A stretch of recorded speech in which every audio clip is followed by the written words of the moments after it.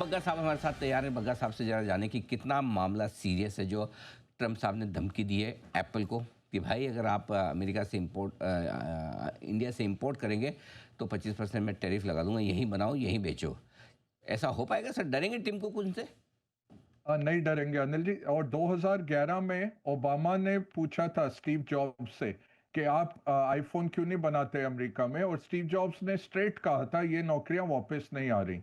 तो अच्छा। ये अगर आप आईफोन की फैक्ट्री लगाना चाहते हैं अमेरिका में, आपको 5 से 10 साल लगेंगे। और आईफोन की कीमत जो आज 600 से $800 में बन रहा है, बिक रहा है, बनता तो उससे काफी कम में है, $3500 से कम नहीं रहेगी। तो अगर आप 6 गुना उसकी प्राइस बढ़ाना चाहते हैं तब अमेरिका में कर सकते हैं। बट ना आपके पास सप्लायर है, ना आपके पास रॉ मटेरियल है, ना आपके पास वर्कर है, ना फैक्ट्री है। सो 5 से 10 साल लग जाएंगे और 5 से 6 टाइम्स प्राइस बढ़ जाएगी। अगर आप सिर्फ असेंबली करेंगे, जैसे अब भारत में हो रहा है, असेंबली कर रहे हैं हम, 20% भारत का कंटेंट है उसके अंदर, बाकी सब बाहर से आता है और उसको हम असेंबल करके भेज रहे हैं बाहर। अगर सिर्फ असेंबली करेंगे तो 35% कॉस्ट बढ़ जाएगी।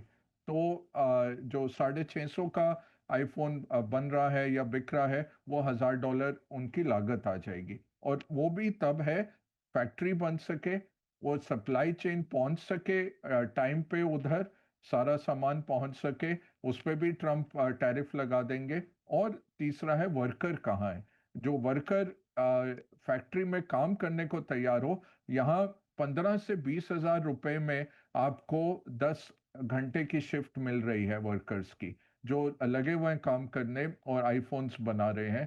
तो जो मार्जिन है वो एप्पल बनाता है, चाइना या फॉक्सकॉन या ये सब कंपनियां, इनके मार्जिन अगर अनिल जी देखेंगे 3 से 4% मार्जिन पे काम करते हैं। आपको याद होगा कुछ साल पहले चाइनीज फैक्ट्रीज में बहुत सारे वर्कर्स सुसाइड हो रहे थे। ये सब फोन बनाने वाले फैक्ट्रियों के वर्कर्स थे। इनको वो बंक बेड्स में रहना पड़ता है, जा नहीं सकते घर। 3 से 6 महीने तक बिल्कुल रेजिमेंटेड तरीके से जाके 10-10 घंटे काम करते हैं और 15 हजार से 20 हजार रुपए मिलते हैं। आपको ऐसे वर्कर्स अमेरिका में कहाँ मिलेंगे? तो ये मार्जिन के तौर पे वो 25% बड़े आराम से दे देंगे, क्योंकि अगर उन्होंने कलपुर्जे लेके वहाँ असेंबल भी करने की कोशिश की तो ट्रम्प कलपुर्जों पे भी 25% लगा दिया अगर टैरिफ, तो वही बात हो जाती है। तो ये तो नॉन स्टार्टर है। यही है, टिम कुक कुछ ऐसा अनाउंस कर देंगे जी, $500 बिलियन हम अमेरिका में इन्वेस्ट कर रहे हैं और हम नौकरियां लेके आएंगे। अब वही ढूंढेंगे, डेटा सेंटर चलाएं या कुछ ऐसी चीज इंडस्ट्रियल लेवल की चीज चलाएं। बाकी ये रिटेल लेवल का वर्कर तो अमेरिका में है ही नहीं ये काम करने के लिए। बग्गा साहब, फाइनली भारत चौथी सबसे बड़ी इकोनॉमी बन चुका है।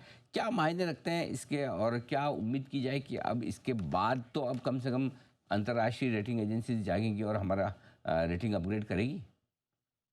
हाँ, वो तो बहुत ज़रूरी है अनिल जी। और बहुत टाइम से आई थिंक हम क्वालिफाइड हैं। ये जो हमारे को मिनिमम रेटिंग दी है, लास्ट रेटिंग इन्वेस्टमेंट ग्रेड की, वहाँ से बढ़ाने की। और आरबीआई का डिविडेंड जिस तरह से आया और जिस तरह से हमारा मैक्रो स्ट्रॉन्ग चल रहा है, फिस्कल डेफिसिट को सरकार काबू में ला रही है, और सरकारी जो डेट लेवल है उसको घटाने की बातचीत चल रही है। तो ओवरऑल काफ़ी अच्छे डेवलपमेंट्स रहे हैं।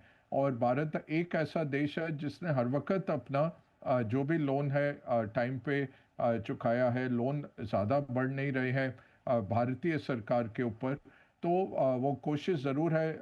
एफएम साहिबा ने कहा भी था बजट में कि अगले 5 साल ये कोशिश रहेगी कि उसको एक काबू में लाया जाए और घटाया जाए जो ऋण है सरकार के ऊपर। तो काफ़ी ड्राइवर्स हैं। ये नंबर 4 आना, जापान से आगे निकलना, ये 2-3 फैक्टर्स हैं अनिल जी। एक तो डेमोग्राफिक्स बहुत स्ट्रांग है, 29 साल का आपका एवरेज एज है भारतीयों का, और वर्किंग एज के बहुत सारे लोग हैं। तो आपके पास वर्क फोर्स है। और ये जो China+1 वगैरह मैन्युफैक्चरिंग की जो मुहिम छेड़ी है सरकार ने, उसका बहुत बेनिफिट आने वाला है। सबसे बड़ी तब्दीली जो होगी भारत में कि 17% जीडीपी आपका जो एग्रीकल्चर है उसके ऊपर लगभग 65% आबादी निर्भर है और 45% आबादी उसमें काम कर रही है। वो शिफ्ट होके सर्विसेज में और मैन्युफैक्चरिंग में मूव करेंगे अगले 10 साल 20 साल में, और यहाँ से आप देखेंगे हमारा फिर इकोनॉमी और बढ़ेगा। और एक आखिरी बात यह है कि अगर आप अमेरिका देखें 28 से 30 ट्रिलियन है, चाइना 18 ट्रिलियन तक है, और फिर जर्मनी, जापान और भारत ये सब 4 से 4.5 ट्रिलियन के बीच में है, और फिर यूके, फ्रांस वगैरह आते हैं जो 3.2 ट्रिलियन डॉलर्स में है। तो बहुत बड़ा फर्क है जापान, सॉरी चाइना और यूएस और बाकी लोगों में। तो अब हम जर्मनी को तो आगे निकल जाएंगे, और 2 साल की बात है 2028 तक आप देखेंगे भारत जर्मनी से भी आगे निकल जाएगा। अगेन डेमोग्राफिक्स की बात हो जाती है, जर्मन एवरेज एज 48 साल हो गई है, तो वहाँ पे स्लो डाउन नहीं है यहाँ हम्म। से, जबकि भारत का बढ़ना है। तो बिल्कुल। अब ये है कि वो चाइना जो 18 पे है उसके पास कैसे करेंगे। एक मैं हम्म। एनालिसिस कर रहा था अनिल जी, आज के दिन में हम 1985 के यूएस जीडीपी पे हैं, और चाइना अगर आप देखें 2007 में उसने 4 ट्रिलियन क्रॉस किया था। तो चाइना से हम 17-18 साल पीछे हैं, और अमेरिका अगर देखें तो लगभग 39 या 40 साल भी आप ले लीजिए, हम पीछे हैं। तो वो कैचअप करना है हमें अगले 10 साल 20 साल में। बिल्कुल ठीक बात है। तो 3 तक तो पहुंचना ज़्यादा मुश्किल नहीं है, लेकिन उसके बाद नंबर 1 नंबर 2 को पीछे करने में थोड़ा वक्त लगेगा। बहुत बहुत धन्यवाद बग्गा साहब आपका।